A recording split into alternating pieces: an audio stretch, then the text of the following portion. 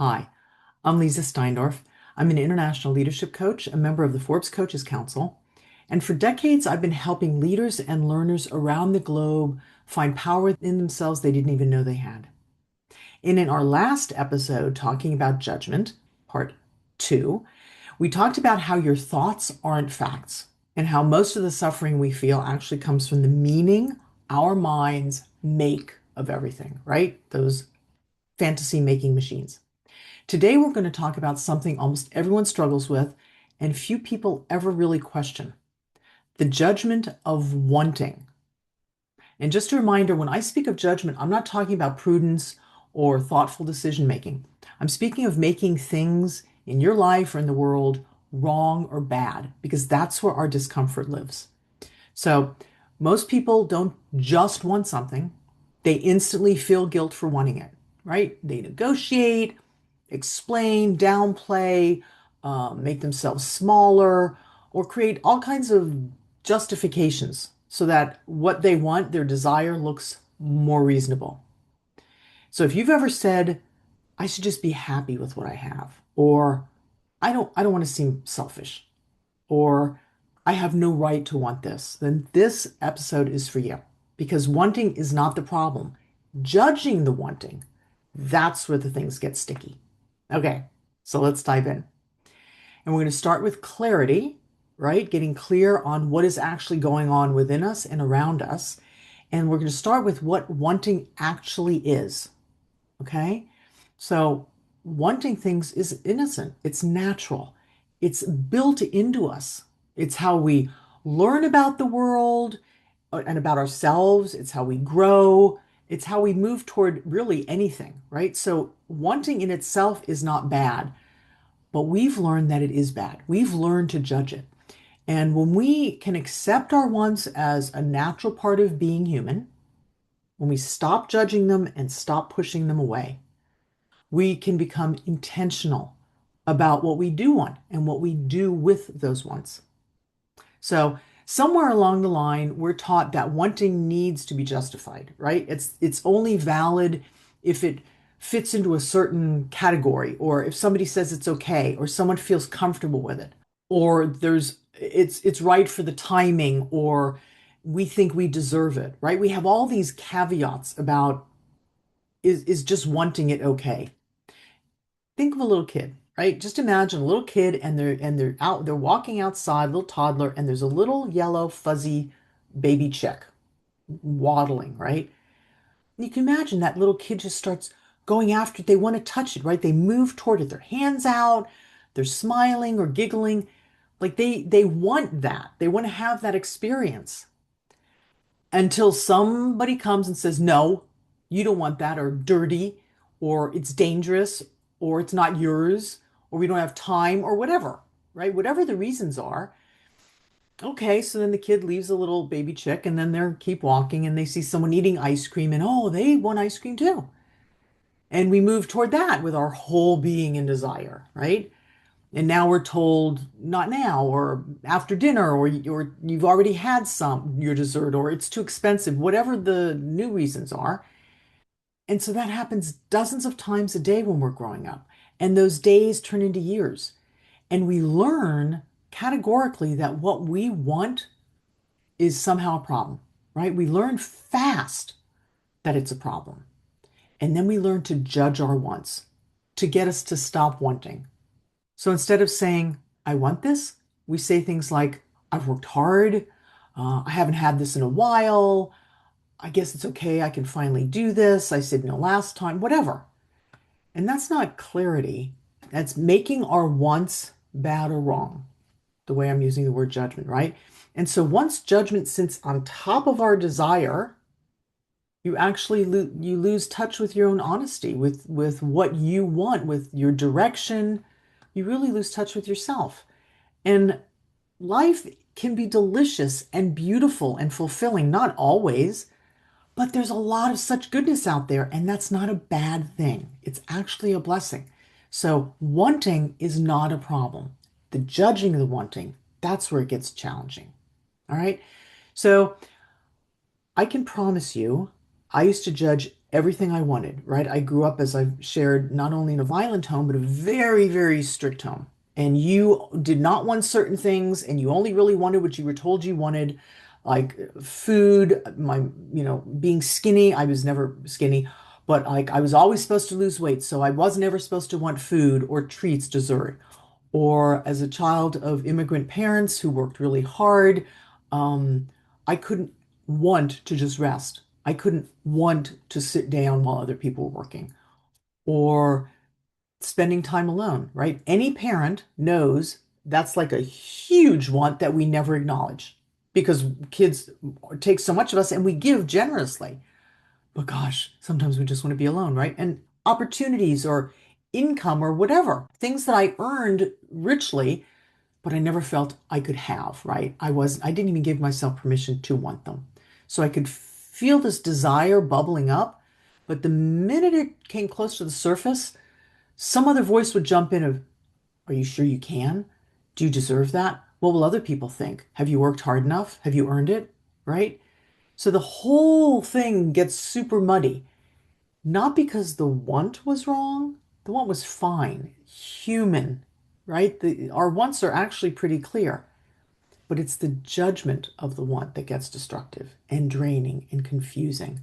When I work with young kids, like in grade school, they know what they want. Like it's super simple. Like, what do you want? Oh, and they can tell you. What do you want from your mom? What do you want from your friend? What do you want going to school? They'll just say this or that. They know it.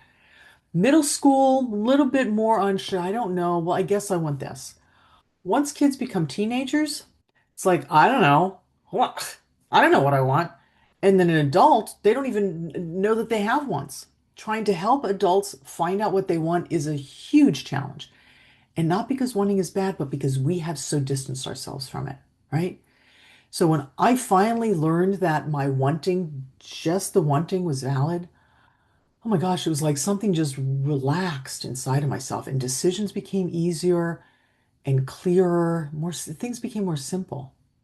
All right? So that's first getting clear that our wants are simply wants. Okay, let's talk about now ownership. And the way that I define ownership is taking 100% responsibility for your experience. So here's the reframe of desire, of those wants. Desire is not a declaration. It doesn't mean it's not a commitment. It's information. It's literally just information. It doesn't mean you're going to act on it or that you're greedy or selfish. It doesn't mean you're a bad person because you have wants or that you're abandoning your values if maybe you have wants that aren't aligned with your values. It just means you have a want. And something in you is saying either this matters or this feels good or the direction pulls me. And there's nothing wrong with that. Recognizing it is helpful. And what judgment does is it collapses that signal of want into guilt, into blame of yourself, right? So what ownership does is it gives you back the ability to want. Like you can own your wanting. What you do with that is the next step, but own it and get that clarity back of what it is that you want. So when you remove the guilt, you can make choices from the center of who you are, right? Because you can actually see and feel what your wants are. And when you're judging, it's all clouded with fear and guilt, and it gets very muddy. You can trust that center of yourself. It's reliable and it's grounded. All right, let's look at resolution. So, resolution is how do we bring things together that are maybe out of alignment, or how can we put into practice things that are aligned and tuned with our values and we want to live that out in the world. So here's a simple way that you can loosen that experience of guilt around your desire. All right. The next time that you want something, whatever it is, anything, pause.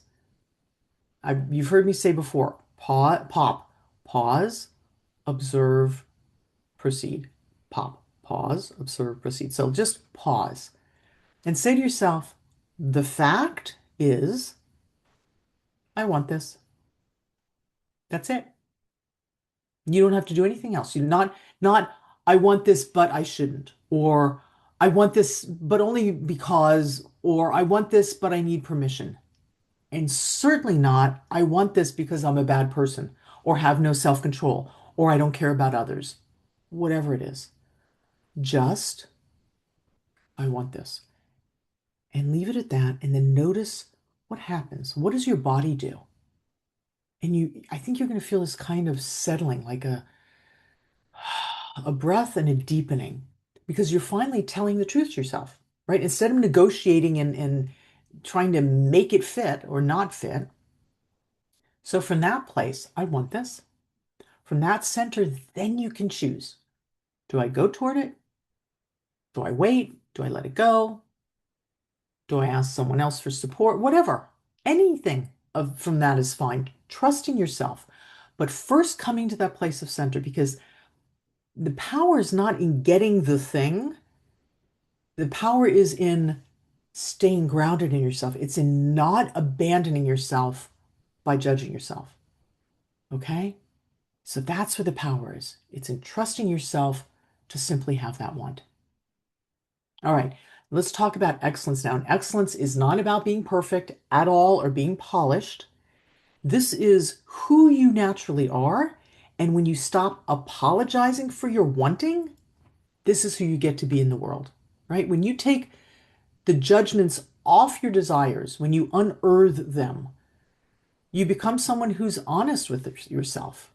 And that's actually not, unfortunately, not common, or it's become much less common, right? When you're honest with yourself. And it's actually attractive, or people feel drawn to that. Like I often hear people say, "Oh, you're so confident. I wish I could be more like you." The only difference, I promise you, the only difference is that I've had a lot of years of practicing non-judgment, because most of my younger years were spent in severe judgment of myself and everybody else and everything else, right? So this practice of non-judgment, especially toward myself, has given me a sense of ease. And I'm able then to move forward with what I want or not. But I can just see it for what it is. It's simply what I want. So when you stop twisting yourself into knots, trying to look like you're low maintenance and you're agreeable and you don't need that, or you're just fine the way it is, like when you try and void yourself of all of your wants, it's not satisfying for yourself, right? It just doesn't feel good. And you're not being the full part of who you are. So when you can be centered in yourself and own your wants, you start making choices that fit your values and fit your life, instead of making choices that avoid other people's reactions or are aligned with their values or their wants. Okay? And here's the beautiful part. When you honor what you want, you do not become selfish, you become aligned. And people who are aligned are actually more generous and steadier and more clear. And that's where your excellence lives.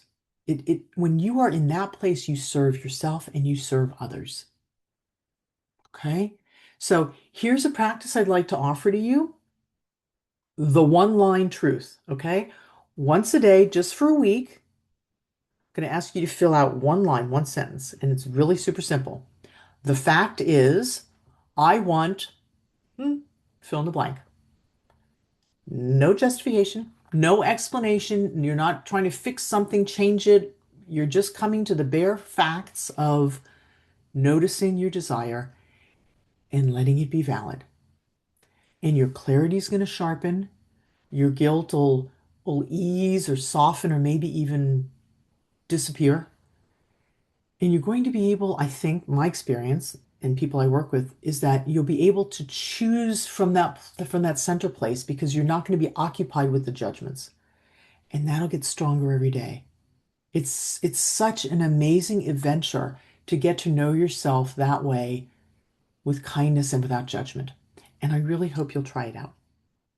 Okay, so if this spoke to you, go ahead and subscribe and like the video so you can keep practicing these skills with me, and you can also share it with other people.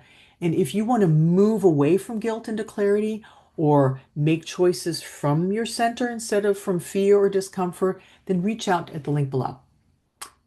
And remember, your desires are valid and your voice is valid. You do not need permission to want what you want. And it's an honor to walk with you. Take care.